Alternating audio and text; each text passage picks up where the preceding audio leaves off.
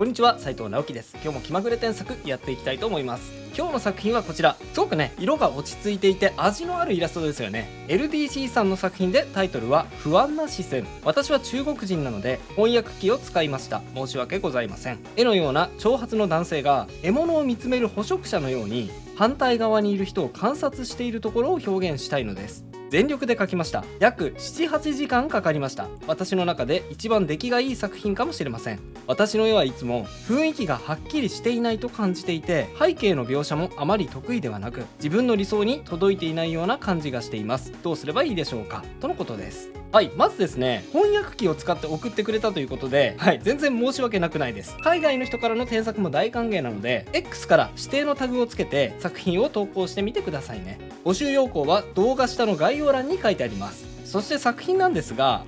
とてもいいと思います。細部まできちんと描写しようと頑張って書いてますし、特にね、この服のシワがかっこいいですね。かけた時間分密度がしっかり出ていて良い作品だと思いました。で、その上でなんですが、 LDC さんは自分の絵に対して雰囲気がいつもはっきりしないとおっしゃっていますね。雰囲気、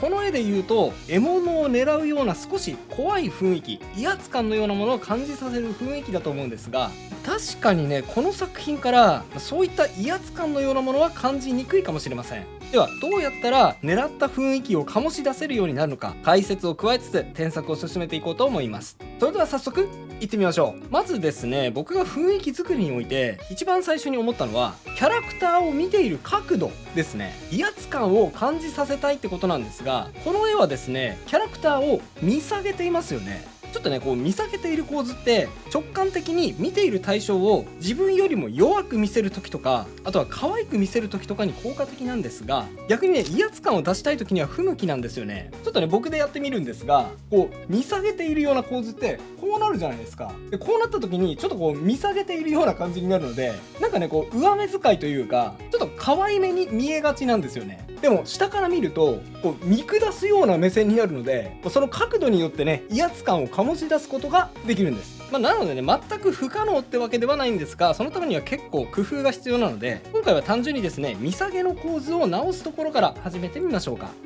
やってみます。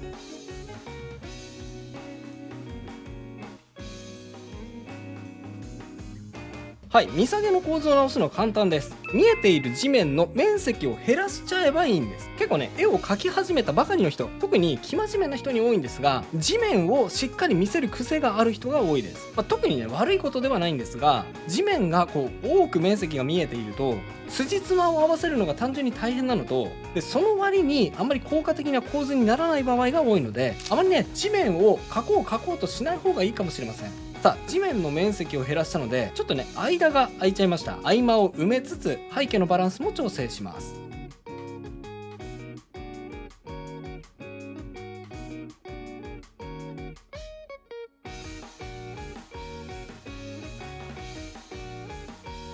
こんな感じです。背景はね、後で思い切って変更する部分があるんですが、一旦はこのまま進めます。で、見下げ構図を修正する上でもう一点大事なポイントがあります。そうです。椅子ですね。今ね、椅子の上の部分がこう見えているので、ここを削らないと見下げの感じが消えません。ここを削る必要がありますね。やっちゃいます。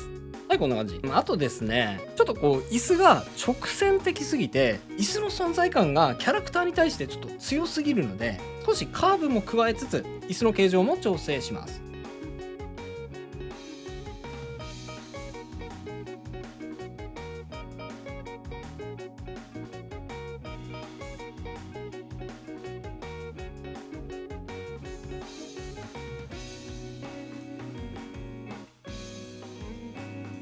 あとですね、色かな。今ちょっとですね、背景の時計と同じぐらいの少しくすんだ茶色なんですが、キャラクターと同じくここはもう少し背景と切り離したい、浮き立たせたい部分なので、もう少し鮮やかな茶色にしてあげてもいいかもしれません。ここです。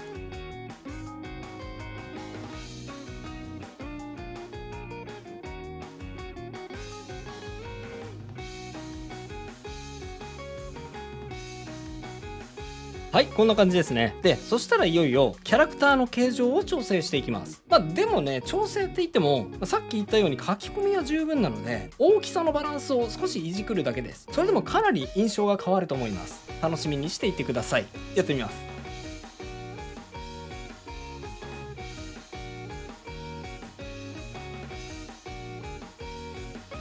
はい、見下げじゃなく威圧感を出すためにどちらかというと見上げの構図にしたいので足を大きく調整しましたね。結構イメージ変わったでしょ。はい、そして逆に上半身は小さく調整します。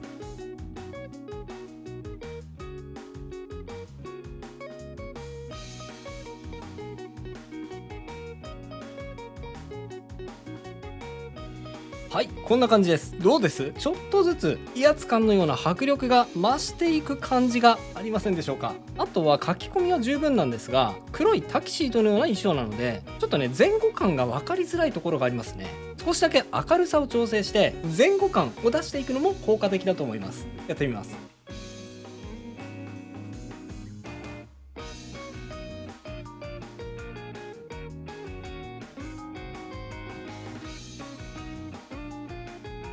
はい、これで足の前後関係が分かりやすくなったと思います。はい、上半身も調整しますね。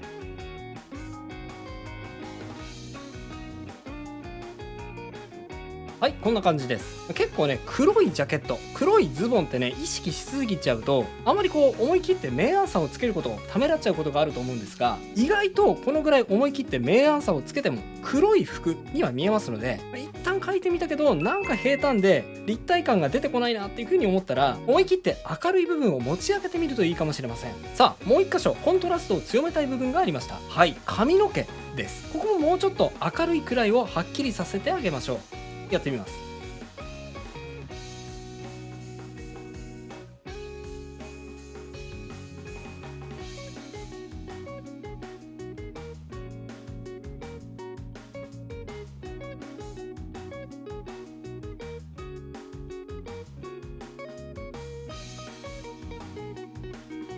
はい、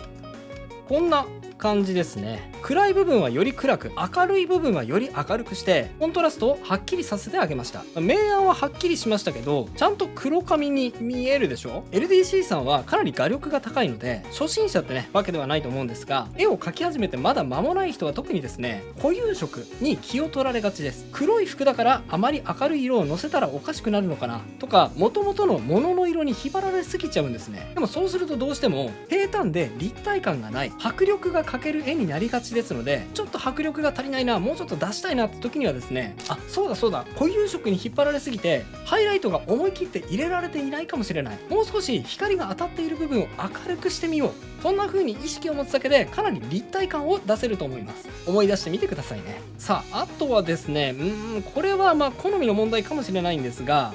キャラクターの表情かな。この表情ですね、威圧っていうよりかは普通に好意的で親しみのある笑顔に見えてるんですよね。なのでもうちょっと内心何を考えているかわからないような曖昧な笑顔にしてあげてもいいかもしれません。やってみます。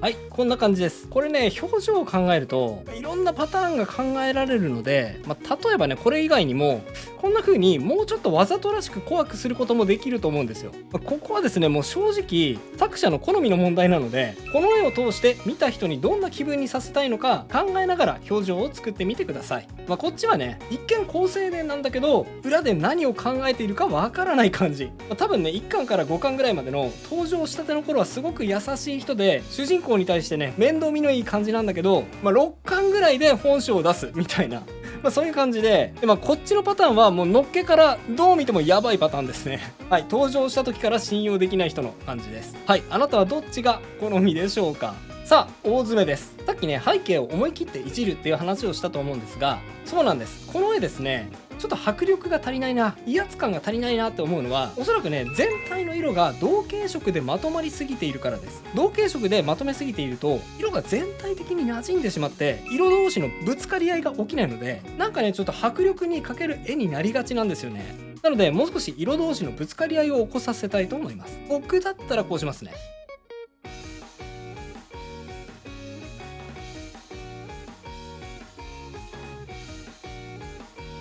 はい、壁の色を黄色系統から青系統とか緑系統に寄せました。こうすると椅子の赤みがかった色と対立するので、よりキャラクターを浮き立たせて迫力を増すことができます。さらに背景をもうちょっと調整です。背景にですねこう隙間が多いとちょっとね背景の空間が気になってしまうのと、あとなんだろう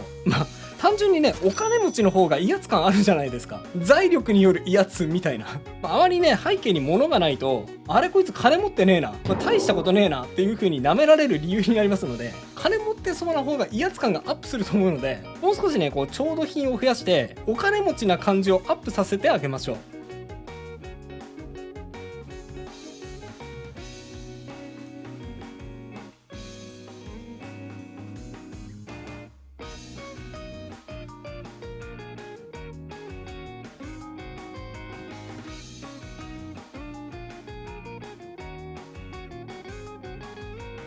はい、こんな感じですね威圧感アップしたでしょ。はい、調度品置くだけで威圧感がね結構アップします。はい、威圧感足りないなと思った時には金持ってそうな感じをアピールすることを忘れないでください。はい、最後微調整です。差し込む光を調整しますね。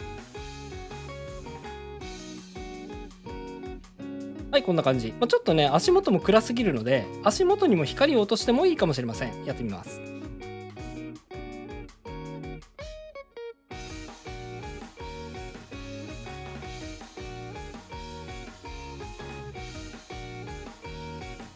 はい、こんな感じです。今回の添削は以上となります。並べて比較してみましょう。はい、右がビフォー、左がアフターです。こんな風に変化しました。いかがでしょうか。はい、キャラクターの顔とかね、あとはシワとかはすごくかっこいい書き込みだったので、そんなに書き込みを加えたわけじゃないんですが、こうカメラ位置とあとは頭身、そして背景の色を変えたことでかなりねこう威圧感というか迫力がアップして、なんかただものじゃねえなっていう感じがアップしたことがお分かりいただけると思います。はい、今回はキャラクターの威圧感を増して雰囲気をアップさせるにはどうすればいいのかというテーマでお伝えしてきました。ポイント1つ目は俯瞰じゃなくて煽り構図にすることですね。俯瞰構図はどっちかっていうとキャラを見下げることになるので、可愛さを強調するときに効果的です。さっきも言いましたけど上目遣いって可愛いと感じますが、なんで上目遣いになるのかっていうと、キャラクターを見下げているからこそそのキャラが自分に向かって見上げてくるので、それで上目遣いになるわけじゃないですか。はい、なので俯瞰は可愛くなりがちって覚えておいてください。逆に煽りはキャラクターに見下されることになるので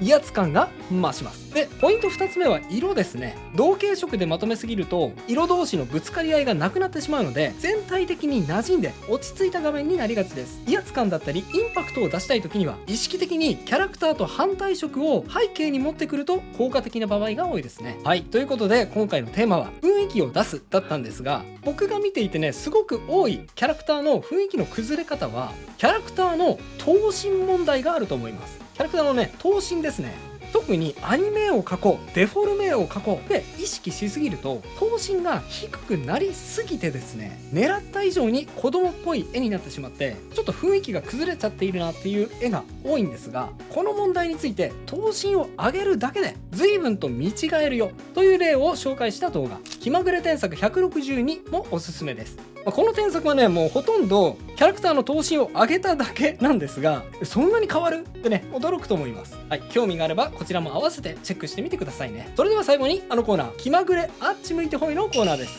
僕にあっち向いてほいを仕掛けてみてくださいね。いきますよ、準備はいいですか。気まぐれ気まぐれあっち向いてほい。それではまた次回の動画でお会いしましょう。